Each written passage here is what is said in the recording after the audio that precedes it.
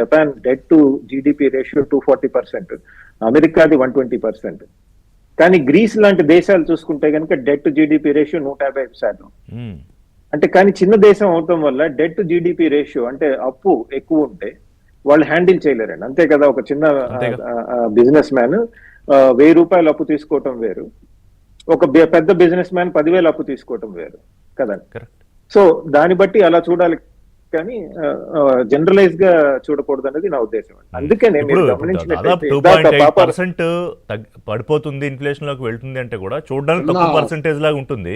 కానీ America GDP చూసుకుంటే చాలా పెద్ద నెంబర్ కదా జీడిపి కాబట్టి. ఒక్క నిమిషం. అందుకనే మీరు చూసినట్టయితే ఇవాళ ఇందాక కుటుంబరావు గారు చెప్పినట్టు కూడా స్టాక్ మార్కెట్స్ ఏషియాలో చాలా ఎక్స్పోర్ట్ ఎకానమీస్ అంటే ఎగుమతి చేసే ఎకానమీస్, వాణిజ్య వ్యవస్థలు కూడా ఈ రోజు స్టాక్ మార్కెట్స్ కొద్దిగా ఊపందుకుంటున్నాయండి. ఉదాహరణకి సౌత్ కొరియా చూసుకుంటే 2% రేజ్ అయిందండి, జపాన్ 6 to 7% రేజ్ అవుతుందండి స్టాక్ మార్కెట్. సింగపూర్ నిన్న మొన్న మనం చూసాం, సింగపూర్ ప్రైమ్ మినిస్టర్ ఎంతో అసంతృప్తి వ్యక్తం చేశారు ఓపెన్ గా టీవీలో. అలాంటి సింగపూర్ స్టాక్ ఎక్స్చేంజ్ ఈ రోజు పొద్దున్న 1.1% కొద్దిగా ఎక్కువ ఉన్నట్టుందండి. అలానే ఆస్ట్రేలియా తీసుకోండి, పాజిటివ్ గా ఉంటుందండి. సో ఒక రోజు ఎంతో నష్టపోయిన స్టాక్ మార్కెట్స్ ఉన్నట్టుండి ఈ రోజు ఎందుకు ముందుకు వెళ్తున్నాయి అంటే ఇది కన్సిస్టెంట్ గా ఉంటుందని కాదు నా ఉద్దేశం. ఎందుకంటే స్ట్రక్చరల్ వీక్నెసెస్ లేవండి అమెరికన్ ఎకానమీలో టుడే. ఉన్నాయి కాదని లేదనట్లేదు, ఇప్పటికిప్పుడు కూలిపోతుంది. నెక్స్ట్ సంవత్సరంలో అమెరికన్ ఎకానమీ ఇంకేముంది, అంతా అయిపోయింది, మన వాళ్ళంతా పెట్టాబేడా. ఒకటి ఏంటంటే ప్రధానంగా long period are long time uncertainty ఉండదు అని భావించడం ఒకటై ఉండాలి. ఇప్పుడు జరుగుతున్న పాజిటివ్ మార్పులకి, పరిణామాలకి ప్రధాన కారణం. రెండోది రెసిషన్ అనుకుంటున్నంత త్వరగా వచ్చే అవకాశం లేదని భావిస్తూ ఉండాలి. అంతే కదా? ఎగ్జాక్ట్లీ అండి. పెద్ద ఎత్తున రిసెషన్ ఎర్లీ 1900s లో జరిగినటువంటి గ్రేట్ డిప్రెషన్ లాంటిది ఇమీడియట్ గా వచ్చే అవకాశాలు లేవండి. అంతంత పెద్ద పదజాలం న్యూస్ పేపర్స్ లో 2 రోజులుగా వాడటం జరిగింది. దాంతో కొద్దిగా మార్కెట్ లో కొద్దిగా అలజడి వచ్చింది. కానీ బట్ ఓవరాల్ గా చూసుకుంటే అంత గ్రేట్ డిప్రెషన్ వచ్చే పరిస్థితి లేదు. సార్ నేను సంజయ్ గారికి ఒక చిన్న జవాబు. మరి ఇప్పుడు సంజయ్ గారు చెప్పేది ఏంటంటే గ్రేట్ డిప్రెషన్ అని వీళ్ళు వాళ్ళు మాట్లాడుతున్నారు, పేపర్లు రాస్తున్నాయి, కానీ అంత పరిస్థితి లేదనేది ఆయన ఇది. కానీ ట్రంప్ స్వయంగా ఏం చెబుతున్నాడు, పేషెంట్ కండిషన్ సీరియస్ గా ఉంది, ఇప్పుడు పెద్ద ఆపరేషన్ చేయాల్సి వచ్చి చేశారని చెబుతున్నాడు. అంటే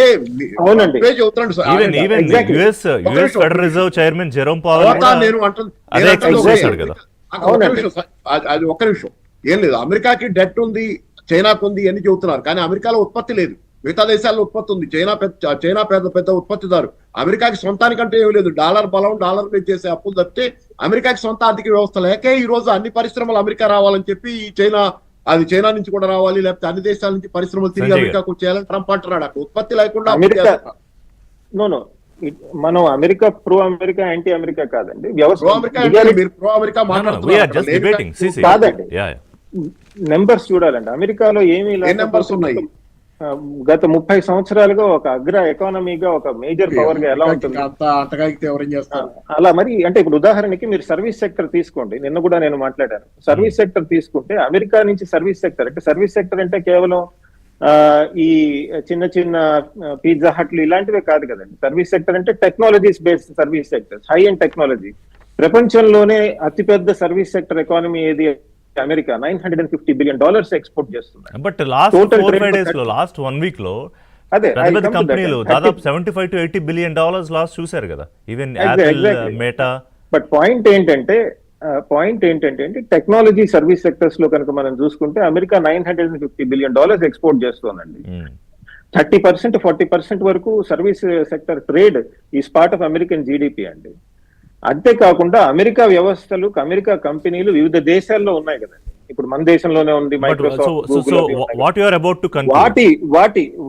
వాటి యొక్క total revenues last time $2.1 trillion అండి. కేవలం ఒక దేశానికంటే ఎక్కువ వాళ్ళు రెవెన్యూస్ జనరేట్ చేయగలుగుతున్నారు. సో నేను చెప్తోంది ఏంటంటే అమెరికా ఆర్థిక వ్యవస్థలో లోపాలు ఉంటాయి, లైక్ చైనాలో ఉన్నట్టు, జపాన్ లో ఉన్నట్టు, ఇండియాలో ఉన్నట్టు. అంత మాత్రాన అమెరికా ఎందుకు పనికిరాదు, కేవలం డాలర్ మీదే బతుకుతోంది అన్నది అట్లా చిత్రీకరించడం వల్ల వచ్చే ప్రాబ్లం ఏంటంటే ఎకనామిక్ ఆపర్చునిటీస్ ని, ఎకనామిక్ ఛాలెంజెస్ ని మనం సరిగ్గా బేరీజు వేయకపోతే రాంగ్ ఎకనామిక్ డెసిషన్స్ తీసుకుంటామండి. దాని వల్ల నష్టపోవడం జరుగుతుంది. ఓకే లేకపోతే పాపారావు గారు. ఈ stock exchanges, sir. Export oriented stock సరే, ఎక్స్చేంజెస్ ఇక సంజయ్ గారికి అలాగే he wanted- ఒక నిమిషం అయిపోయిందండి. కాదు కాదు, సంజయ్ గారు ఇంకా కంక్లూడ్ వాళ్ళ చేయండి. కూడా ఆయన. ఒక నిమిషం అంటే మార్కెట్స్ అయిపోయింది, conclusion ఒక అండి. నిమిషం పాపారావు గారు, మార్కెట్స్ అంటే రికవర్ అవుతాయని మీరు అనుకుంటున్నారా? అంటే గ్లోబల్ మార్కెట్ మార్కెట్స్ బ్లిప్స్ ఉంటాయండి, రికవరీస్ ఉంటాయి, ఫాల్స్ ఉంటాయి, జరుగుతాయి. కానీ ఇప్పుడు ట్రంప్ రాకముందు నుంచి ఫాల్ ఉంది. సెప్టెంబర్ నుంచి మార్కెట్ ఓవరాల్ డౌన్ టర్న్ ఉంది. నవంబర్ లో కదా ఎలక్షన్ జరిగింది, జనవరిలో బట్ అమెరికా ఎంత అధ్యక్షుడు స్టీప్, అయ్యాడు. దిస్ ఇస్ బిగ్గెస్ట్ తర్వాత స్టీప్ ఒక చిన్న ముక్క, నేను ఇది నా పుస్తకం మానవాళికి మహోదయం అంతం కాదు ఇది ఆరంభం అని, అమెరికన్ డిక్లైన్ ఎలా ఉందనేది 1999 నుంచి రాసిన వ్యాసాల సంకలనం ఇది. దీన్ని ఎవరన్నా వాట్సాప్ కాపీ కావాలన్నా కానీ, లేకపోతే అడ్రస్ పంపితే కనుక వాట్సాప్ కి ఫిజికల్ కాపీ అయినా, అది కొంచెం రిషి గారి పర్మిషన్ తో I will tell the phone number. Please అండి ప్లీజ్. నా ఫోన్ నెంబరు 9866179615 9866179615. అవసరమైతే WhatsApp copy, that is free. Physical copy కావాలంటే కావాలంటే తీసుకుంటారు, yeah. That is okay. Thank you. So సరే, ఏదైనా కానీ ఏంటంటే సంజయ్ గారు అంటే అది మరి కొంచెం ఎవరి కామన్ సెన్స్ లో లేదు. అమెరికన్స్ కూడా తెలుసు అమెరికా క్రైసిస్ లో ఉందని.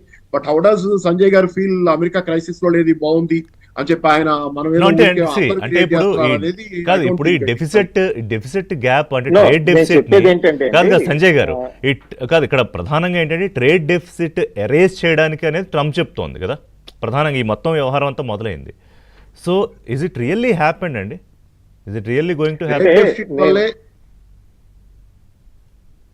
నేను చెప్తుంది అమెరికా ఎకానమీలో ఛాలెంజెస్ లేవు అని కాదండి. ఇప్పుడు ఉదాహరణకి the coming collapse of America అని 1970s నుంచి పుస్తకాలు రాయటం జరిగిందండి. Has it happened? China rise అయినప్పటి నుంచి 2000 నుంచి ఇంకేముంది, అమెరికా కొలాప్స్ అవుతుంది అంటున్నాం. హ్యాస్ ఇట్ హ్యాపెండ్ అంటే నేను అంటుంది ఏంటంటే, ఇంటర్నేషనల్ పాలిటిక్స్ లో రియలిస్ట్ అప్రోచ్ అని ఉంటుందండి. హార్డ్ హిట్టింగ్ ఫ్యాక్ట్స్ చూసుకుని వెళ్లాల్సి ఉంటుందండి. నిజంగా అమెరికా వ్యవస్థలో కనుక అంత గందరగోళంగా ఉంటే ఇన్ని మార్కెట్స్, ఇన్ని దేశాలు వెళ్ళి ఎందుకు కేవలం డాలర్ బలం చూసుకుని, డాలర్ బలం అంతే ఎక్కడి కదా. నుంచి వస్తుంది మరి? That is the dollar only బలం biggest ఎక్కడి నుంచి asset వస్తుంది? of కదా, అదే ప్రధానమైన స్ట్రెంత్ ఆఫ్ అదే, డాలర్ ట్రంప్. బలం ఈరోజు ఏది ఎక్కడి పడితే నుంచి అది వస్తుంది? మాట్లాడడానికైనా, ఏది పడితే అది చేయడానికైనా, అందరూ నా కాళ్ళ బేరానికి వస్తారు అని చెప్పడానికైనా అదే అదే అండి. కదా ప్రధానమైన బలం. రైట్ సంజయ్ గారు, కానీ చూద్దాం డాలర్- ఈ మార్కెట్స్ ఎలా డాలర్కి రికవర్ అవుతాయి బలం అనేది. ఎక్కడి నుంచి వస్తుందండి? పాపారావు గారు నాకు ఒక్కటి చెప్పండి, డాలర్కి 30 బలం ఎక్కడి సెకండ్స్ లో నుంచి వస్తుంది? ఈ బంగారం వ్యవహారం ఏంటి? బంగారం కొనొచ్చా, కొనకూడదా, తగ్గుతుందా, పెరుగుతుందా? బంగారం టెంపరీ డౌన్ టౌన్స్ ఉంటాయండి, టెంపరీ డౌన్ టౌన్స్ ఉంటాయి. మళ్ళీ ఇప్పుడు కూడా కొంచెం తగ్గితే తగ్గచ్చు, కానీ మళ్ళీ పెరుగుతానే ఉంటుంది. ఓవరాల్ ఏంటంటే అంటే ప్రిజర్వేటివ్ గా అయితే చేసుకోవచ్చు, ఇన్వెస్ట్మెంట్ లో కాకుండా. అంటే నేను ఇన్వెస్ట్మెంట్ అడ్వైజర్ గా చెప్పటంలా, ఐఎమ్ నాట్ ఇన్వెస్ట్మెంట్ అడ్వైజర్ కాదు నేను. కానీ ఏంటంటే ఓవరాల్ గ్లోబల్ గా క్రైసిస్ ఉన్నంత కాలం ఇతర ఇన్వెస్ట్మెంట్ మార్గాలు